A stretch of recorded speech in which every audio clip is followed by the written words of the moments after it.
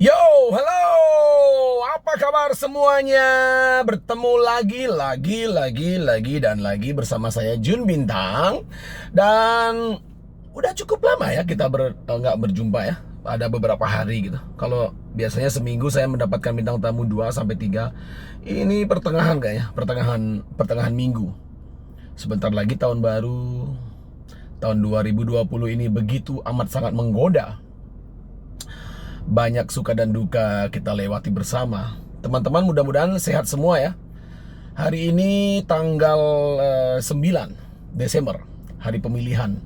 Sudah memilihkah Anda di daerah Anda? Memilih wakil-wakil Anda yang Anda percaya untuk memimpin daerah Anda ke depannya. Semoga semuanya dapat memimpin dengan baik, bijaksana. Dan hari ini saya ada di ngopi keliling bersama Kopi Banyuatis, legenda rasa. Om Swastiastu, ini ada kopi baru, cocok untuk tua muda dan pecinta kopi Bali. Baiklah, bintang tamu saya kali ini adalah gadis manis, cantik, anggun, berwibawa, bertalenta tinggi, dan menginspirasi banyak orang. Cantik banget pokoknya.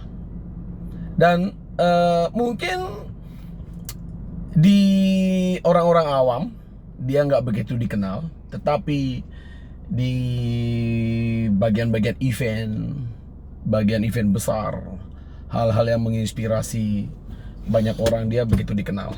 Orangnya baik, bertalenta tinggi, cantik, bersahaja. Semua ada di dia pokoknya.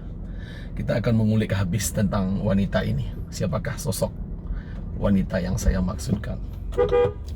Kita jemput ya.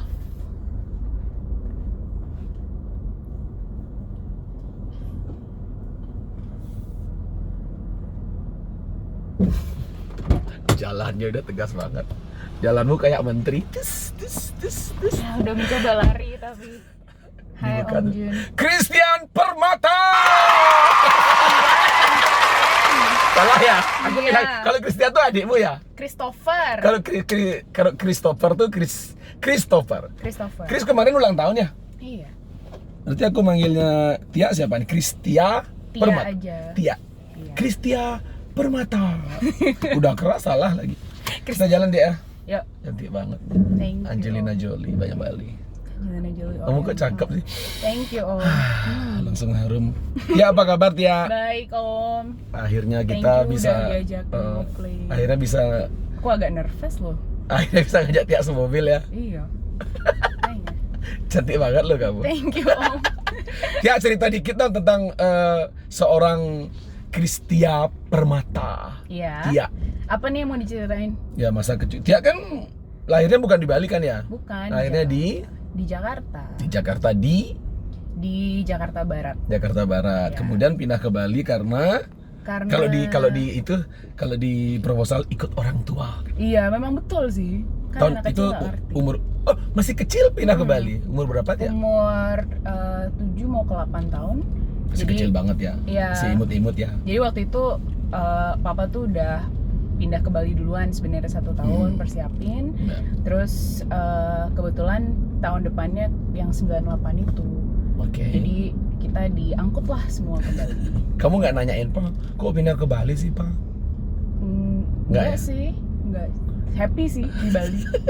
Ya, bagi teman-teman yang belum tahu, Tia adalah anak dari Bapak Yos Darmawan, Sultan Mobil Wih, tua di Bali. Ini dia aslinya, cantik banget. makanya. Terus Tia, begitu di Bali Tia langsung sekolah di Di Bali sekolah di Gandhi dulu. Gandhi. Sekolah di Gandhi. Dulu tinggal di Ubud pertama. Terus Oh, pas ke Bali ke Ubud dulu. iya tinggal di Jalan Andong dulu, tinggal di Ubud, terus baru pindah ke daerah Ketewel. Udah 19 tahun Di Ketewel. Ya. Sudah 19 tahun. Perasaan Tia tinggal di Bali gimana? Jangan hidup di Bali. Bisa bahasa Bali? enggak. Harusnya bisa dong bahasa Bali. Iya, ini habis di rumah ngomongnya Iya, anak-anak iya. Betawi semua di rumah. Oh gitu ya? Iya, sama mama, papa. sama aja jadinya ya Itu dah. ngobrolnya. Artinya kurang bergaul sama teman-teman.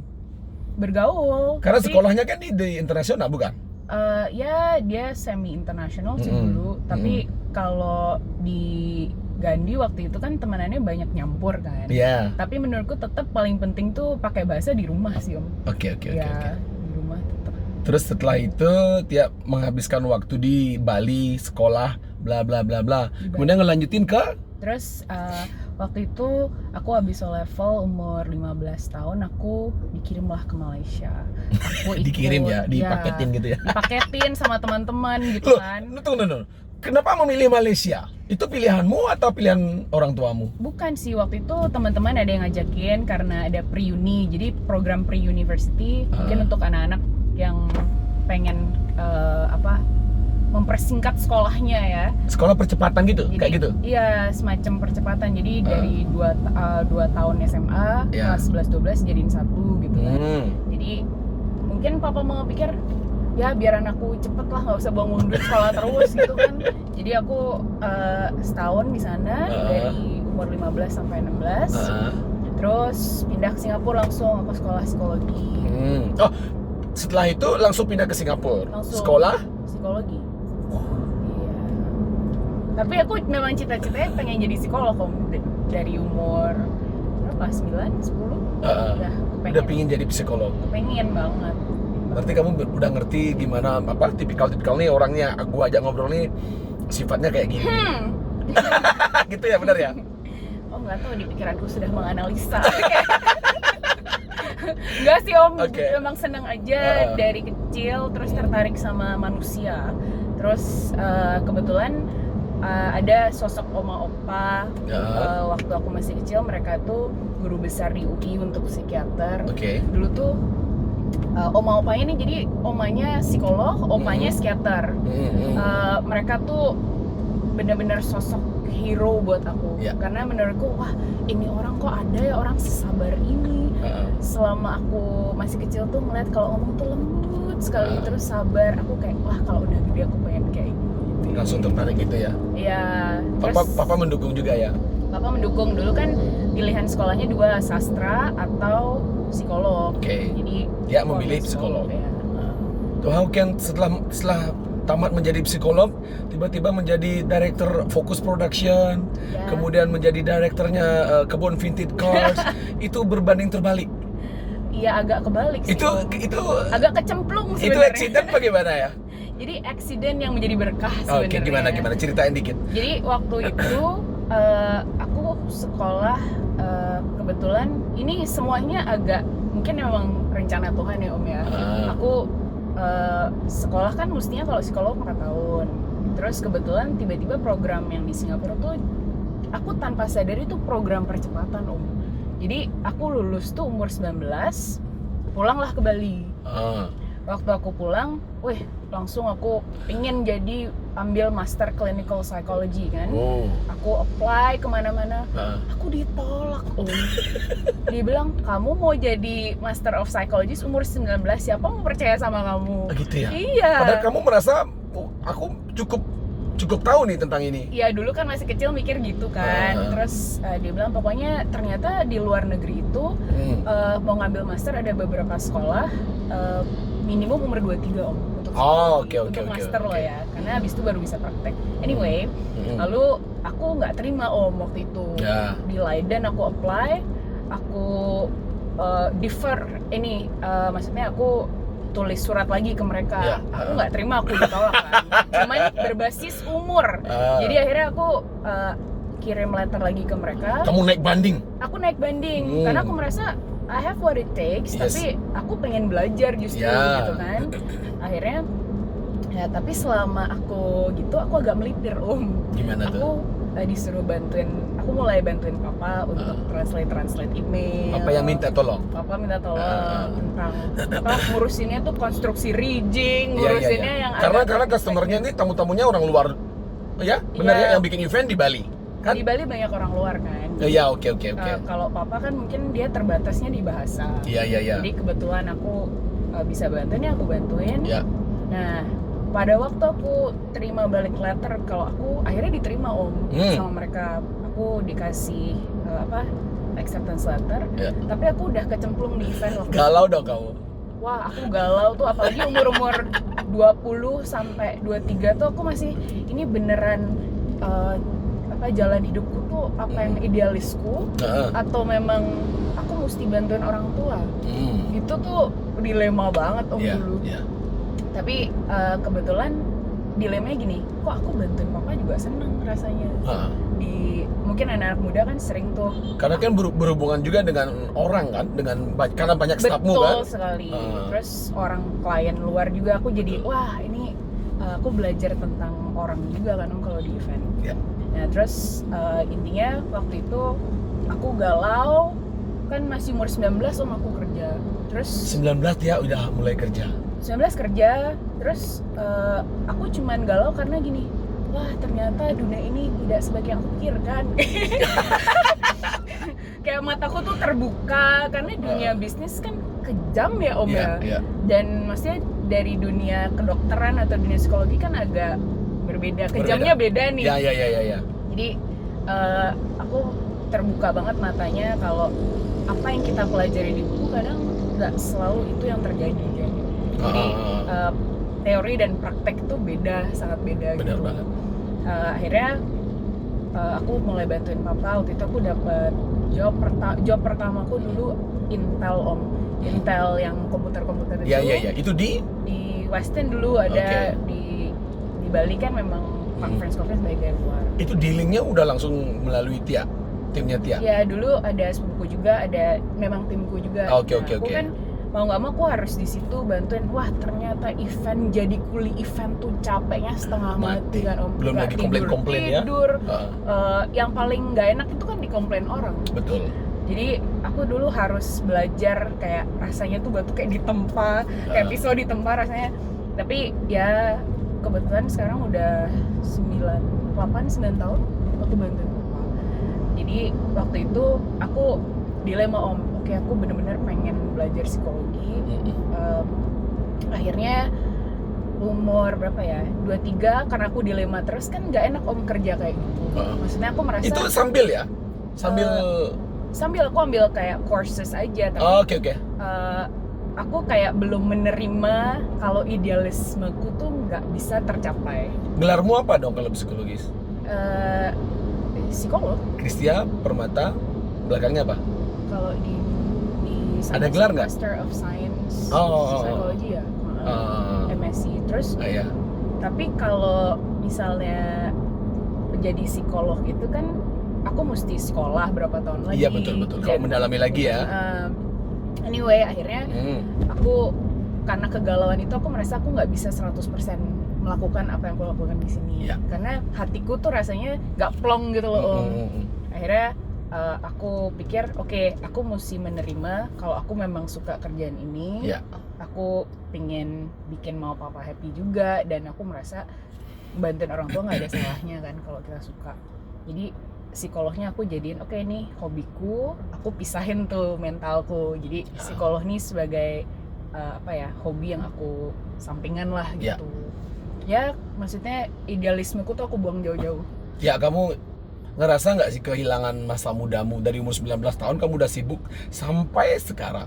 Ngerasa nggak nih masa hura-huraku nih nggak kepake nih, kerja terus. Aku lihat kamu dari pagi sampai malam terus kerja. Kapan ke diskonya? Untungnya pandemi nih. Kapan ke diskonya? Kan aku kuli disko. Oke. Tapi kan nggak enjoy banget. Kamu kan kerja. Hobinya kerja Om. Oke. Jadi aku enjoy. Hobimu kerja? Iya. Kalau aku bingung kalau ditanya hobi, aku hobinya emang kerja sih. Kayaknya Tia kalau nggak kerja pun masih bisa hidup, karena kamu kan seorang Tia dengan anak sultan dengan ratusan mobil tua yang harganya miliaran. Terus kenapa? Emang gimana? Kenapa seorang anak sultan pun harus bekerja? Bukan anak sultan, aku anak papa. Kenapa? Just answer my question. Ya karena menurutku aku punya tujuan hidup dan emang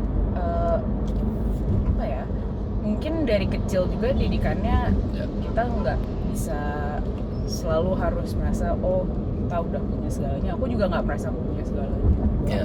Mesti aku merasa aku tuh bersyukur om kita tuh hidup masih dicukupi. Apa yang kamu syukuri dalam hidup ini? Ya aku mensyukuri banyak hal semua sih, karena yang aku paling syukurin adalah aku selalu berkecukupan. Jadi aku nggak pernah merasa Tuhan tuh kayak tinggalin kita sampai abandon. Masih aku merasa aku cukup dan ya masih banyak surrounded sama orang-orang yang menginspirasi aku, yang bikin aku bertumbuh. Itu yang aku syukuri sih saat ini gitu. Terus tanggapan Tia pada orang tuanya Tia, terutama Papa, gimana nih? Papa is Papa tuh my gimana sih hero. orangnya? Papa tuh keren banget om. Luar biasa Papa semangatnya. itu luar biasa. Inspirasi. Inspirasiku dari kecil, aku tuh anak papa banget kan dari kecil. Jadi kalau mama bilang tuh ini anak sama bapak cetakannya sama, ini jiplakan ya. Kenapa tuh kalau marah? Karena Iya. kerja terus. Maksudnya kalau kita lagi ngomong cara kita bersosialisasi atau apa, mungkin tanpa sadari kita bro lumayan mirip.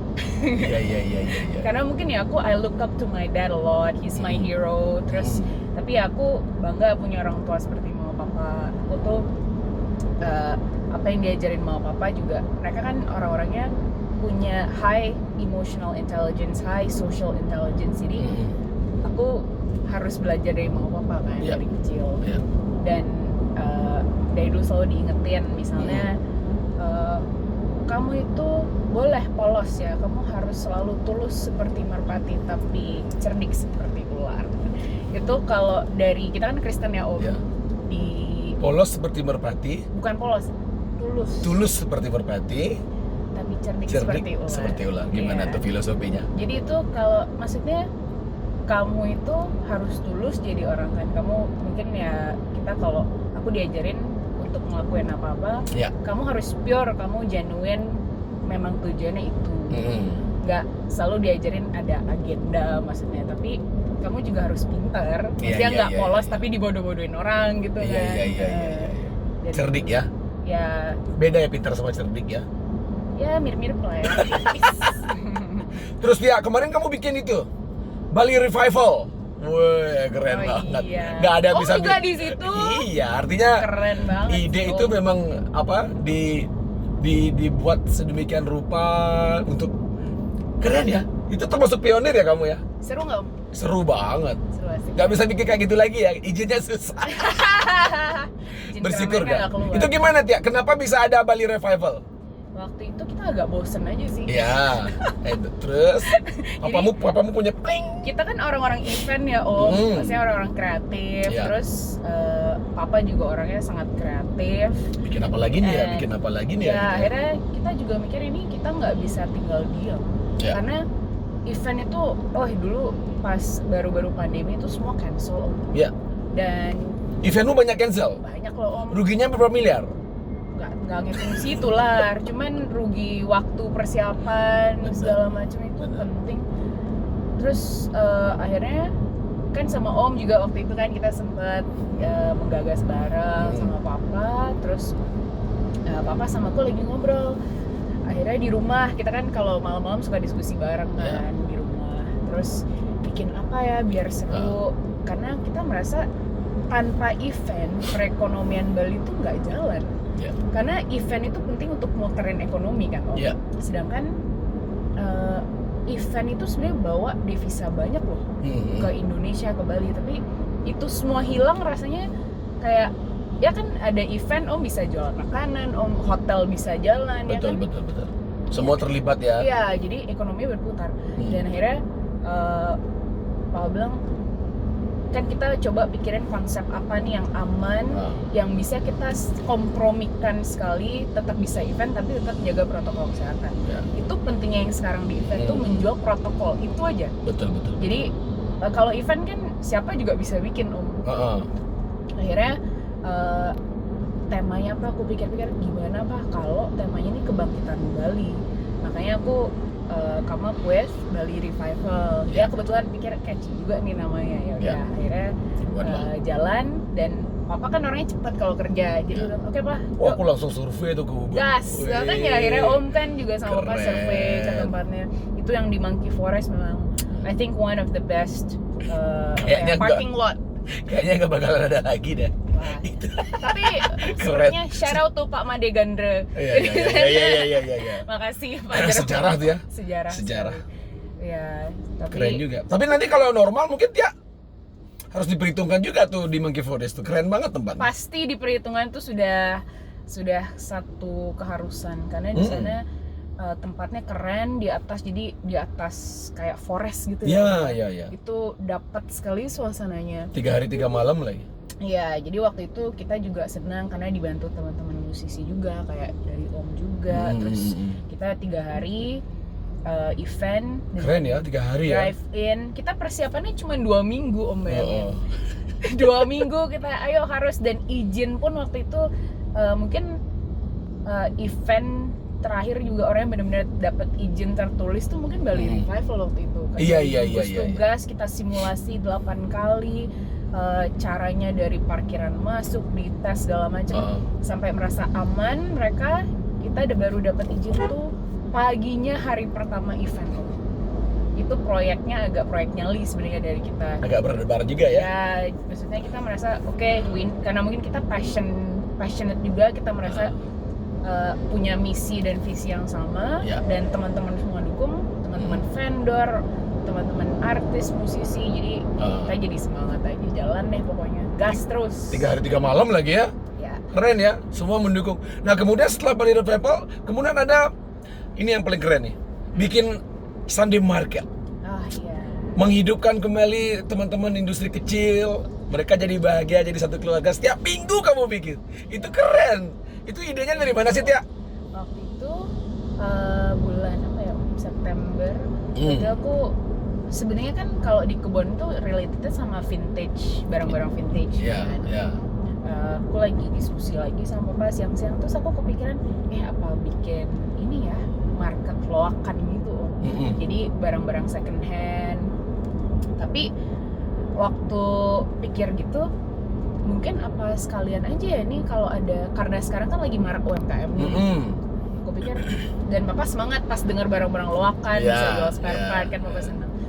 Terus akhirnya aku bilang, gimana kalau kita buat aja Sunday Market, coba-coba. Kebetulan di kebun ada space kan. Tapi sekalian kita bisa bantu orang juga gitu.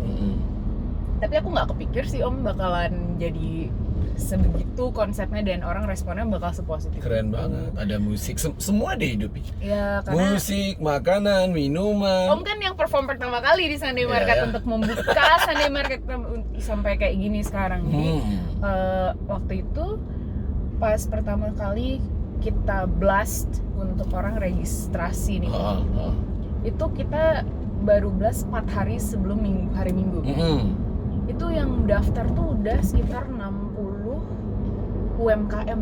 Luar biasa ya. Dan itu sampai kita mikir, aduh kok 60 banyak, takut space-nya nggak cukup. Akhirnya kita cuma ada space 40 waktu itu. Jadi berkembang lah akhirnya, karena teman-teman musisi juga melihat kita punya misi yang sama. Pokoknya intinya jangan sampai UMKM yang jualan di situ rugi, dan kita pun senang bisa kasih space ke mereka. Betul. Akhirnya cerita Sunday Market ini tambah seru om. Itu pas pertama kali, akhirnya dari 40 terus kita paksain 60, 65, 80, 85, 100 tenan akhirnya dalam satu Sunday Market. Keren ya. Nah akhirnya selama 3 bulan kemarin itu aku kumpulin database. Itu yang terkumpul ada 660-an UMKM. Wow. Dan itu bayangin om, entrepreneur baru loh. Jadi setiap kali kan kita selalu ada cerita seru ya, kata orang sering cerita ke kita, oh ya saya habis di PHK di hotel. Serius? Kebanyakan begitu. Kebanyakan yang mungkin lost their jobs, kehilangan pekerjaan. Mereka tuh ini survival mode nih. Jadi ini kita kan jadi kita harus merawat harapan mereka, merawat semangat mereka supaya yang nggak mati diem di rumah aja gitu Benar loh. banget. Dan mau nyari duit sekarang 100.000 seperak tuh penting om. Betul banget. Bisa buat bayar listrik, bisa buat bayar apa kan. Jadi kita pikir anyway lama-lama banyak testimoni yang kita dapat. Contoh misalnya kayak ada anak mungkin umur 17 tahun, mereka mau dikirim ke cruise, terus tapi akhirnya disuruh berkebun kopi sama papa mamanya. Iya. Dan itu kan bagus om, karena prospek bisnis itu mungkin lebih bagus sekarang daripada di cruise-nya juga ada kan. Betul. Terus mereka mesti kreatif. Habis itu banyak di Sunday Market itu karena banyak teman-teman yang mungkin influencer datang, terus orang-orang artis-artis juga datang. Dan artis-artis ini kan kayak om sendiri, om dukung UMKM kan. Dengan om foto aja sama produk mereka itu sangat membantu. Bener Like you banget, have no idea. Iya. Terus jadi terus ada musik-musik yang keren terus kayak band-band teman. Akhirnya banyak yang daftar ya. Di awal kita susah banget jadi pemain band. Iya, akhirnya aku sampai kayak produser rasanya om. Tiap hari dikirim. Akhirnya semua. Maksudnya bukan band-band yang udah punya nama ya, tapi maksudnya band-band yang mungkin ada yang baru buat band juga. Mereka tuh tiba-tiba kirimin demo musik ke aku. Terus aku sampai, aku bukan produser musik. Tapi akhirnya maksudnya pengen manggung. Jadi kita tetap, oh ya boleh manggung, semangat. Yang penting ada jiwa semangatnya sama. Betul. Dan di Bali tuh band-band keren-keren banget. Akhirnya tuh. Tia membagi schedule ya. Membagi schedule. Dan yang lucu itu dah kalau di sana UMKM tuh ternyata ya bukan berarti om di situ cuma dapat 200.000, 500.000 misalnya nih dalam satu Sunday Market. Bukan itu yang dicari sama mereka di sini. Linknya. Betul. Karena banyak UMKM di sana yang testimoni ini ke kita om. Mereka dapat klien loh dari di Sunday Market. Walaupun di Sunday Market dia nggak jualan apa-apa. Oke. Tapi tiba-tiba oh ya saya jadi supplier loh. Ada yang mau diajakin ekspor barang ke Prancis. Ketemunya di sana. Ketemu di sana. Kan Saya, itu hal oh ya positifnya. saya jadi supply misalnya supply makanan ke restoran mana. Jadi Keren. long term mereka mikirnya dan kita happy bisa dan bangga untuk mereka ya om ya bisa bagi opportunity gitu. Jadi manfaatnya udah kelihatan ya. Sudah bermanfaat sekali. Lumayan bermanfaat. Nah, kemarin jadi 3 bulan terakhir tuh sangat fulfilling buat kita lah. Kamu bangga nggak ya? Aku bangga sama yang ikutan sih malah. Karena wah mereka yang bikin kita semangat sih. Iya betul. Kita sediain space, sediain tempat dan mereka tenant tuh jadi kayak keluarga semuanya. Betul gitu. banget. Sampai ada yang mau bikin band baru om.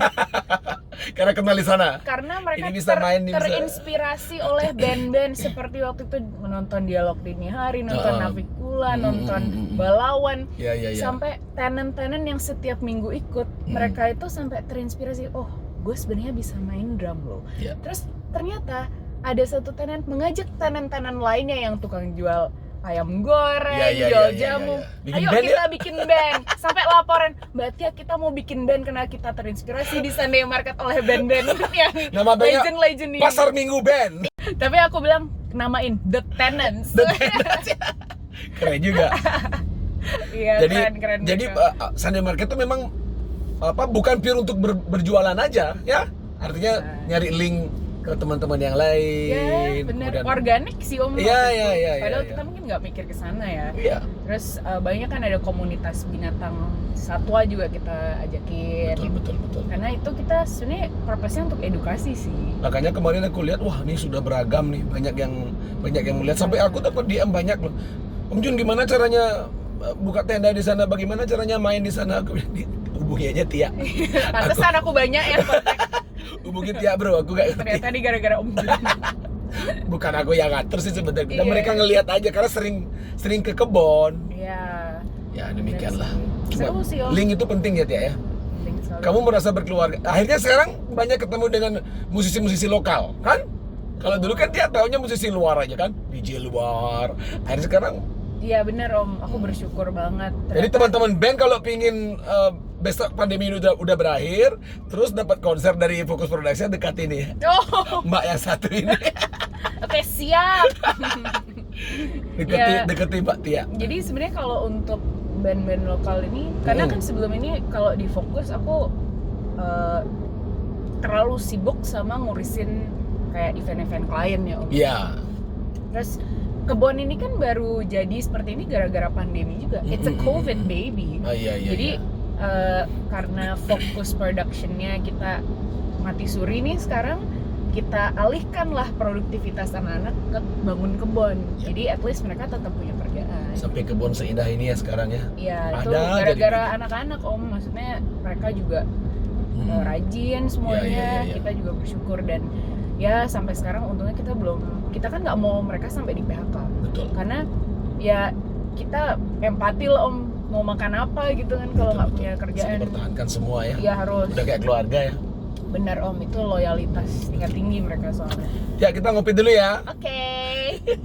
Asik. Lancar nih Tia. Aku senengnya ini karena mau diajak ngopi sih sebenarnya. Aku anak kopi garis keras soalnya. Anak kopi garis keras. Iya Om, aku. Tapi kemarin nggak terasa kan makanannya? Iya loh. Aku Pas aku aja, Tia besok ngopi. What? Iya aku. What? Besok aku sampai mati rasa. Oke. Ini gelasnya Thanks, Om. buat Tia. Tia cantik banget kamu Tia. Thank you Om. Gimana rasanya jadi orang cantik? Kamu ngerasa nggak kepintaranmu tuh membuatmu susah memilih jodoh? Wow, that's a hard question. Orang pintar, orang cakep, apalagi anak sultan tuh susah lo nyari jodoh lo. Kalaupun kamu dapat sekarang, itu anugerah Tuhan. Sangat anugerah Tuhan. Ya. Anugerah Tuhan ya. Kamu udah punya pacar belum Tia? Sudah. Udah. Ya udah punya pacar bro. Oke. Ini setelah aku nonton Tia, kamu udah punya pacar belum? Udah, dimatiin YouTube kan? Terus gimana? Ya. Gaya berpacarannya Tia tuh gimana sih sebenarnya? Karena Gaya Tia kan orangnya sibuk banget. berpacaran. Berarti ngerti banget ya cowokmu ya dengan kesibukanmu ya. Ngerti banget. Itu yang Tia cari ya. Ya, jadi ya pacarku sangat mengerti pekerjaanku Ya. dan juga dia tahu aku passionnya di mana, Betul. mesti pintar-pintar bagi waktu. Jadi Ya. akunya juga mesti tahu bagi waktu kan Om. Tapi kalau ya pacarku selama ini untungnya dia bukan orang yang posesif. Iya. Jadi posesif. Jadi aku nggak bisa diposesif-posesifin. Iya benar ya. Orangnya positif saja ya. Positif saja daripada posesif ya kan. Benar banget. Ya ini kopi Banyuwatis legenda Oh my rasa. God. Enak ya bawanya? Harum sekali Om. Harum ya. Ini salah satu simple pleasure tuh Om sebenarnya. Oh ya. Kalau di ruangan yang dingin yang ber-AC terus ada bau-bau kopi itu rasanya aku seneng banget. Mercy bawa kopi loh, mobil Mercy. Oh ya? Mobil Karena Mercy. joknya ya Om ya? Karena joknya, Oh, karena joknya oke. kan dari serat tuh. Ya. Satu-satunya mobil yang bawa kopi ya Mercy. Makanya Ya aku benar-benar. ya Mercy dari papamu. I know, anak Mercy sejati ini sebelahku. Ya Tia, ini dibuat dari biji kopi pilihan. Yes. Ini nggak sembarangan kalau kopi Banyuwatis. Jadi biji kopi itu dibiarin dulu beberapa tahun, baru kemudian dijadikan kopi seperti ini. Kalau ini 2 in 1, kita punya yang bubuk juga. Oke, Ya, Mantap. banyak model.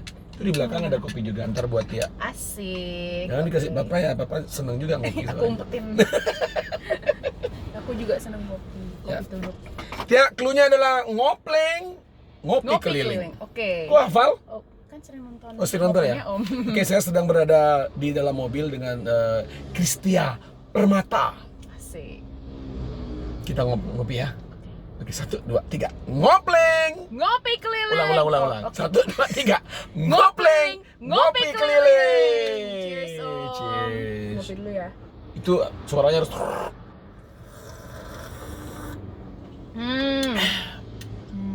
Nikmat sekali. enak ya. Enak nih. Dia orangnya ngopi. Ngopi Om. Kalau Aku kamu kerja ribet gitu ngopi. ngopi Om ngopi. Jadi kalau ini aku sedang mengurangi Om sebenarnya. Oh, Jadi dulu tuh ngopi bisa 4 sampai 5 serius. kali Om. Itu Iya. karena stres. Ya karena udah lebih minum kopi dari air. Jadi Ah. akhirnya agak sakit kan itu. Iya. Nggak sehat terlalu banyak. Kebanyakan ya? Sekarang Kayak Mas ya- Surip. Iya Mbak Surip kan. Ngopi tak gendong loh kemana-mana. Bajakan ngopi. Iya. Akhirnya sekarang 2 sampai 3 aja lah.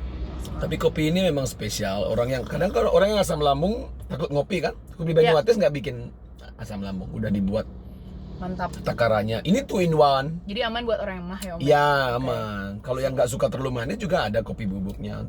Ini enak loh, nggak terlalu manis. Enak ya. Pas banget. Ini saset. Anak-anak kos-kosan, anak-anak muda kan biasanya malas tuh.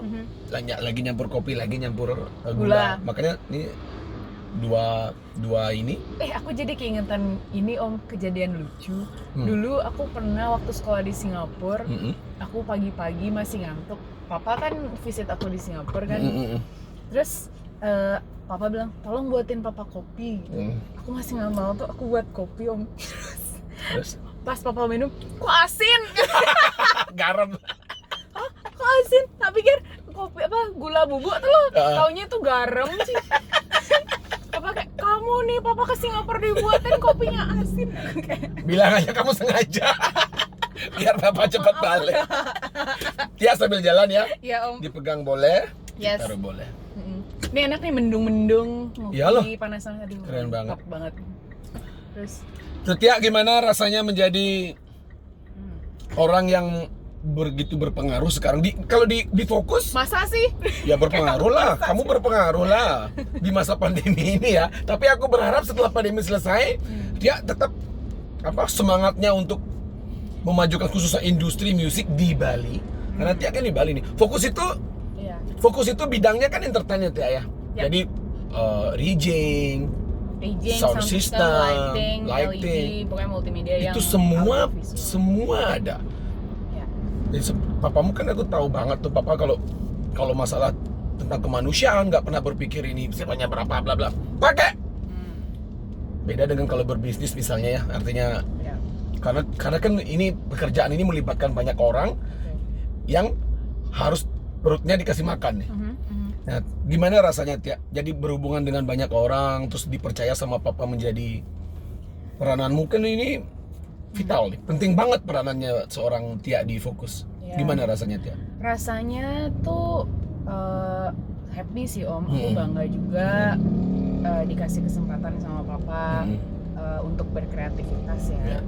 Dan kerjaan seperti aku mungkin di audiovisual especially itu very male dominated, jadi maskulin kan kerjanya, jadi dominannya cowok yang kerjaanku malah. Dominan cowok ya? Maksudnya kalau event organizer beda Om. Oke. Kalau kita kan memang rental audiovisual, jadi aku bergaulnya lebih banyak di male dominated industry gitu kalau di audiovisual. Tapi aku senang karena dengan gitu aku senang juga lihat cewek-cewek yang banyak misalnya jadi lighting director. Ya? Banyak Om, dari Korea, dari mana, itu keren-keren banget cewek-cewek yang begadang sampai malam ngurusin lighting itu banyak. Dan aku merasa aku juga build kepercayaan diriku sendiri gitu dari industri ini. Dan ya mungkin papa merasa dia udah agak lebih berumur sekarang, jadi udah males sama capek-capeknya, begadang-begadangnya. Udah mempercayakan Tia lah ya. Jadi ya mesti pintar-pintar berjuang. Menjaga kepercayaan tuh gimana Tia? Nih Pak, aku bisa loh. Menjaga kepercayaan itu ya harus dengan aksi. Betul. Jadi mesti kasih lihat kalau kamu memang reliable, you do what you say. Jangan cuman kamu ngomong aja tapi nggak dilakuin gitu. Ya kan? Maksudnya menurutku tuh menjaga kepercayaan tuh menjaga kredibilitas. Kamu harus punya integritas. Jadi apapun yang kamu ngomongin, apapun yang kamu omongin di depan, kamu kalau orang nggak lihat juga, kamu memang harus lakukan itu. Betul.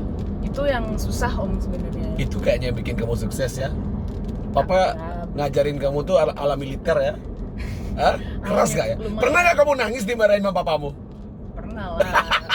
Tapi papa kalau marah-marah tuh nggak lama. teriak-teriak, dia lebih menusuk. Oke. Beda kan? Ya bukan yang teriak-teriak gitu. Papa sabar sekali orangnya sebenarnya. Mungkin karena dia lebih tua sekarang. Keren ya. Itu kalau Nadia saudara berapa orang? Berdua. Si Chris satu lagi ya, kemarin ulang tahun ya. Ya, Christopher adikku. Chris bantu kamu nggak? Bantu. Kalau dia lebih ke finance. Oke. Jadi kita berdua nih kayak bumi sama langit Om. Gimana tuh?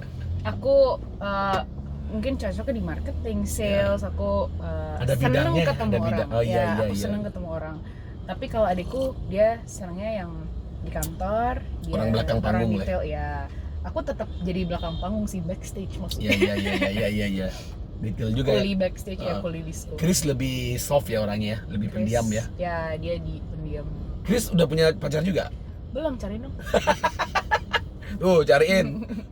Si Chris. Yang penting rambutnya panjang katanya. Oh ya? Oh, dia Asal udah. jangan kuntilanak aja. Ya, dia seneng. Chris suka mobil tua juga? Sepertinya dia masih mencari-cari ya? Apakah dia suka atau tidak. Kemarin udah naik Mercy. Oh ya, naik Ya? sih ya. Akhirnya sekarang lagi bertumbuh kesenangannya. ya semoga nanti nular hobi papanya ke Chris ya. Amin. Aku juga senang mobil tua. Iya, keren banget kemarin naik hot rod juga. Wum. Asik loh. Ya, kamu pernah nanya nggak ke papamu sih, Pak, kok banyak banget sih? Di awal-awal kan nggak ada kepikiran bikin kebun seperti ini kan? Papa cuma ngoleksi gitu aja karena seneng kan. Dan akhirnya sekarang orang-orang lebih tahu nih, oh tahun ini ada mobil ini, tahun ini ada mobil ini. Ya. Ada pengetahuan otomotif yang dibagikan ke banyak orang, khususnya di Bali. Kayaknya mau bikin sejarah nih Bali ini. Jadi orang nggak usah keluar negeri untuk melihat mobil-mobil tua. Betul. Gimana Tia? Kamu kepikiran nggak kamu? Pernah jengkel lah sama papa beli mobil tua terus nih? Bukan aku sih yang jengkel, mama. Tapi kamu enjoy aja ya? Aku enjoy Menikmati aja. nggak? Aku menikmati, aku seneng estetiknya Oh. soalnya. Terus aku seneng dari kecil barang-barang vintage juga aku seneng om soalnya. Jadi aku pun juga tukang koleksi kalau di rumah. Kalau Tia koleksi apa? Macem-macem lah, kayak barang-barang yang unik-unik, postcard dulu. Jadi kalau kita keluar negeri tuh pasti aku sama papa udah jalan berdua nyari barang aneh-aneh. Kan papa juga koleksi Coca-Cola misalnya. Oh iya. Jadi kita di rumah tuh ada satu kayak wall isinya cuman barang Coca-Cola aja. Kan bagus-bagus kan. Iya.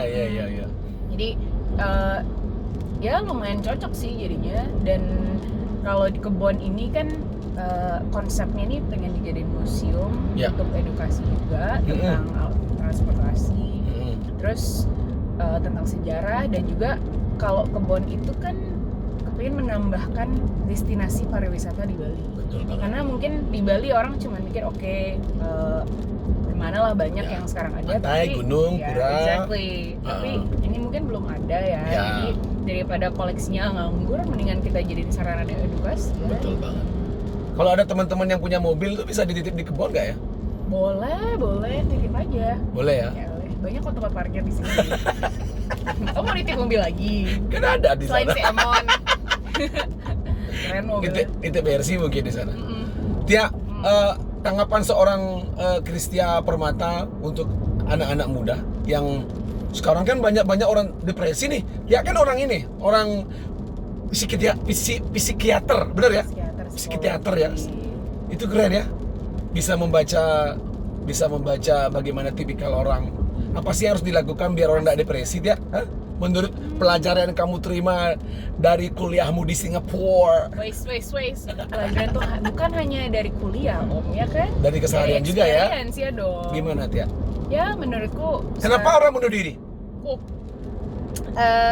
Jadi kalau kita bicara bunuh diri, mungkin aku baca statistik juga kemarin dari especially tahun ini ya Om.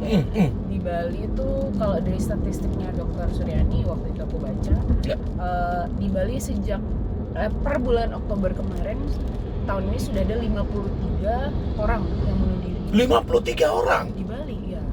Jadi itu udah emergency sebenarnya nih Om, mental health kita. Berbahaya ya? Ya, dan itu mesti kita put attention to it, karena yang namanya orang sebenarnya suicide atau bunuh diri itu kan perlu attention. Jadi jangan anggap remeh, itu aja sih.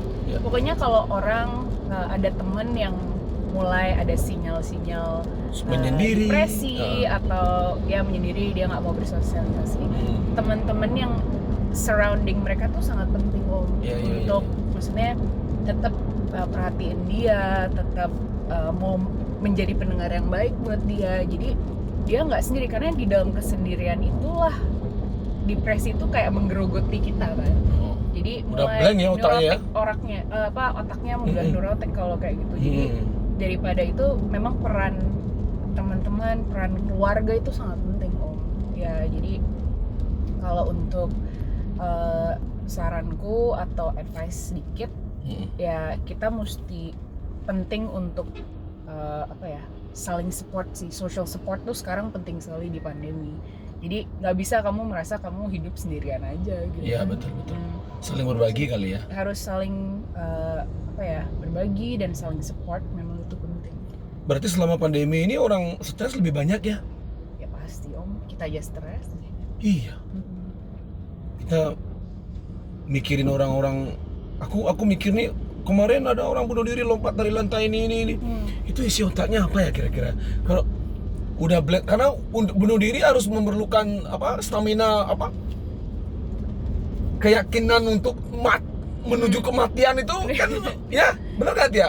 Kayaknya kita kecelakaan pun kita menghindar nih. Ini bunuh diri. Ya itu kalau bunuh diri kan sebenarnya ya dia merasa hidupnya nggak berarti lagi. Dia worthless. Dia nggak ada gunanya. Lagi. Apa yang harus dilakukan biar orang nggak bunuh diri? Diputusin pacar, putus pekerjaan. Pertanyaan berat sekali ini. Menurut Tia sendiri, aku nggak nanyain seorang pakar loh ya. Tia kan belajar tentang psikologi. Ini dari sisi anak mudanya gitu. Karena yang mati bunuh diri ini kebanyakan anak muda Tia. Gimana? Apa yang harus dilakukan? Terutama yang putus pacar nih. Kalau Tia diputusin pacarnya gimana? Bisa bunuh diri juga kayaknya? Kalau diputusin pacar, diganti yang lain.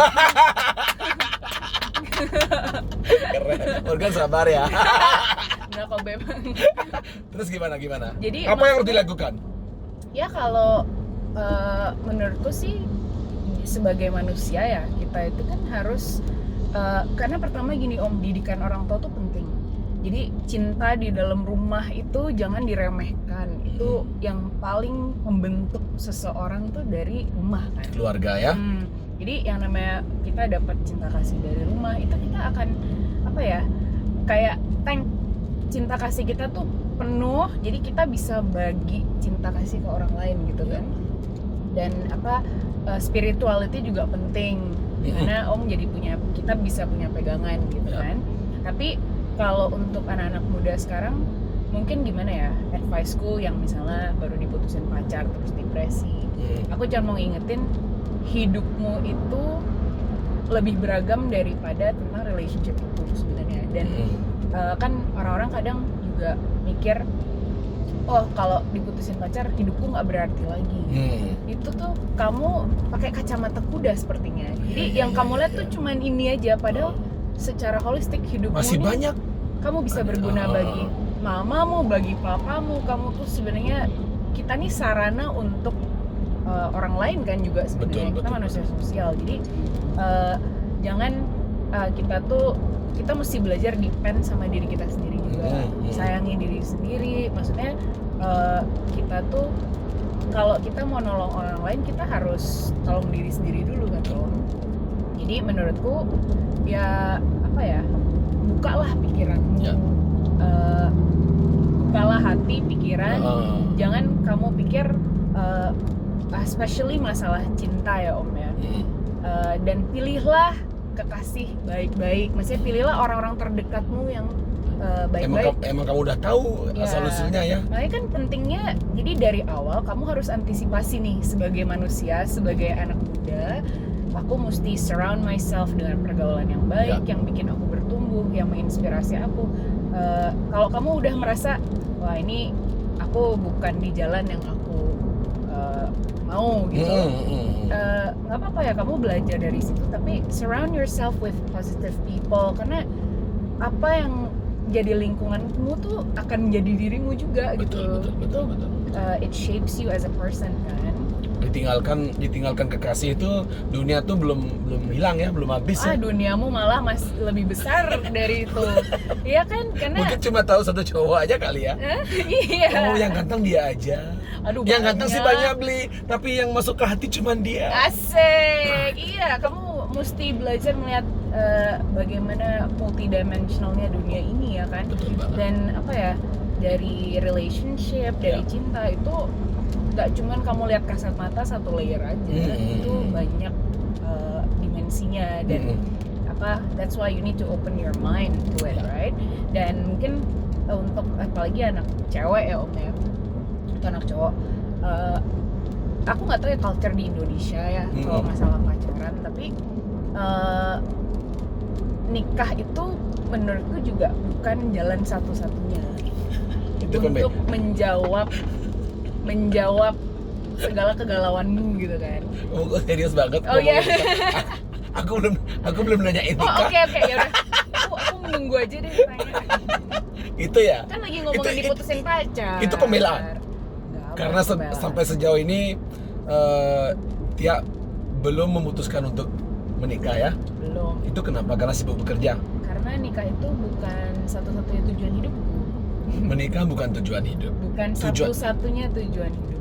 Tujuan hidupmu yang lain apa? Banyak lah Om. Di antaranya apa? Berguna bagi orang lain. Oke. Dan itu kan kita aku nih masih proses pengembangan diri loh Om. Terus kalau ada yang nanya-nanya, Mak permata. Emang bang? Kok belum nikah? Iya. Kamu jawabnya apa? Karena pertama ya itu, karena itu bukan satu-satunya tujuan hidup. Keren tuh jawabannya ya. Jadi teman-teman kalau yang udah agak berumur, ada yang nanyain, kok belum nikah? Kamu jawabannya adalah karena itu bukan satu-satunya tujuan hidup. Asik. Orang bakalan diem tuh. Iya. Nggak bisa jawab. Atau yang lebih kasarnya urusanmu apa? Ya enggak sih, orang pasti kepo lah di Indonesia kan. Ya, tapi benar, ya mungkin orang-orang juga concern sama kita kan. Mungkin kalau cewek kita ada poknya kan. Ya, tapi kita appreciate orang perhatiin kita. Tapi kalau nikah itu kan cinta tuh mungkin nggak cukup ya Om ya. Betul banget. Jadi kamu mesti pikirin dari segala macam, kan nikah sama pacaran tuh beda banget.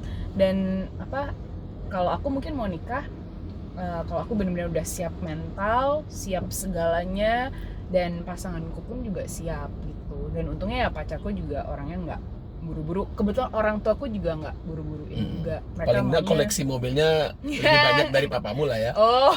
Nggak juga? Nggak harus lah. Nggak harus ya. Iya. Kalau ada boleh lah. Koleksi yang lain aja. Asal jangan wanita. Iya benar, itu penting.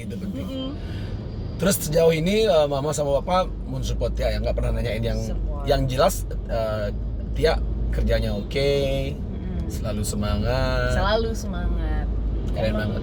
Harus nggak tahu ya, aku juga bersyukur karena teman-teman semakin aku bertumbuh, semakin aku besar, orang-orang di sekelilingku tuh juga kayak bikin aku tambah semangat gitu loh. Karena asal kamu open your mind untuk belajar, wah orang ini punya sisi positif yang aku bisa belajar buat hidupku tuh, wah itu fulfilling banget. Jadi semua orang yang kita temui itu memang menjadikan pelajaran baru ya Tia ya? Untuk membaca sifat-sifat orang dan lain sebagainya. Dan cara kamu kayak aku nih di event ya Om. Iya. Itu aku belajar banyak tentang bagaimana cepat nyari solusi. Karena orang itu banyak yang selalu kita kan ada ranah emosional sama logika kan. Iya. Kalau misalnya aku di event state of emergency terus kan, event kan pressure-nya tinggi Om. Jadi menurutku tuh aku belajar penting banget cepat mengambil keputusan. Gimana instead of kamu kesel, kamu nyalahin orang, kamu panik sendiri, nyalahin orang, nyalahin diri sendiri tuh mungkin lebih nggak ada gunanya daripada kamu solusinya apa nih sekarang. Kalau emang udah ada problem, kita cari jawaban dari masalah itu gitu kan, solusi. Jadi aku belajar banyak di event tuh. Oke, lightingnya mati, ganti strongking. Oh iya, lightingnya mati. Ganti itu. Pakai center. Ya, itu maksudnya kan solusi cepat. Smoke machine mati ya. Rokok. Semua keluarkan vape-nya keluarin. Keluarin semuanya. Gitu ya. Iya. Jadi dia lebih enjoy lah ya, Jadi dynamic sekali kan kerjaan. Kamu mikir tim Tia sekarang nih, tim Fokus sekarang ini udah ngeklik sama Tia, udah tahu apa yang bosnya mau nih? Sudah, udah ya. Berapa orang sih? Sepertinya sudah tahu sekali. Berapa orang sih staffnya Fokus? Kalau staff kita banyak sih Om, di Bali itu mungkin sekitar 70. Banyak banget ya. Orang. Kalau di Jakarta ada juga, di Jakarta kan 150-an. Sampai di Jakarta ya? Iya di Jakarta. Kalau di Keren Jakarta kan kita mainnya di studio TV. Iya. Keren banget. Tuh. Tia, kasih dong pesan-pesan terakhir untuk sebelum kita closing lu hampir sejam loh. Gak kerasa ya? Enak ya di Kerasa ngopling loh. ya? Iya, asik ngobrol sama Om Jun. Apa? Thank you. Mm-mm. Apa pesan-pesan Tia untuk anak-anak muda Bali, khususnya remaja-remaja Bali nih? Karena Tia kan kerjanya dari umur 19 nih. Nah, mereka-mereka yang masih menghabiskan dana orang tuanya untuk fashion, untuk show up dan lain sebagainya. Aku lihat ya biasa-biasa aja nih. Tapi sekali keluar mobilnya ada aja yang penyok. Iya nih Om. Apa Tia? Aku senang ngebut soalnya. Untuk Mungkin apa ya, kalau memang kamu bisa cari uang sendiri sih terserah kamu mau ini, asal kamu bisa manage Bener. financialmu ya cukup. Ya mungkin advice-ku seperti yang tadi aku bilang, surround yourself with positive people because it will shape you, right? And then aku juga pesan-pesannya lagi di masa pandemi ini mungkin lebih baik bisa refleksi diri. Ya. Karena refleksi, jangan lupa merefleksi diri sendiri, jangan cuman kamu pikirin yang superficial. Iya. Karena sekarang dunia sosial media itu kan cepat ya Om apa-apa. Iya. Jadi kita mesti balik lagi, gimana sih gue sebagai manusia nih tujuan hidup yang memang bikin aku fulfilled apa gitu loh. Jangan nanti kita salah kaprah dengan apalagi dunia sosial media sekarang gitu. Jadi ya tetap stay grounded, stay positive dan semangat selalu. Oke. Gitu sih. Thank you ya Tia ya udah berbagi ya. Of course. Aku yang thank you diajakin ngopling. Karena Tia positif orangnya. Aku lihat dari awal nih Tia harus jadi korbanku di ngopling nih. Negatif capek Om. Benar-benar. Mendingan kita positif hari ini. Iya, harus hidup kita akan lebih hemat apabila berguna untuk orang banyak ya. Betul, Tia, thank you Om. ya. Aku yang thank you. Semoga Tia sehat selalu, Yes. sukses selalu memberikan hal positif kepada keluarga, masyarakat di Bali khususnya, dan banyak event-event lagi yang dealing di tahun depan. Amin. Bentar lagi tahun baru nih. Oke. Merry Christmas juga ya, bentar lagi Christmas ya. Iya, Merry Christmas. Oke. Saya juga mau mengucapkan Happy New Year. Iya, Happy New Year juga. Ya, sukses selalu, Thank you, Om. sehat selalu, salam. Thank you Banyuatis. Ngopling, Ngopi keliling. ngopi keliling.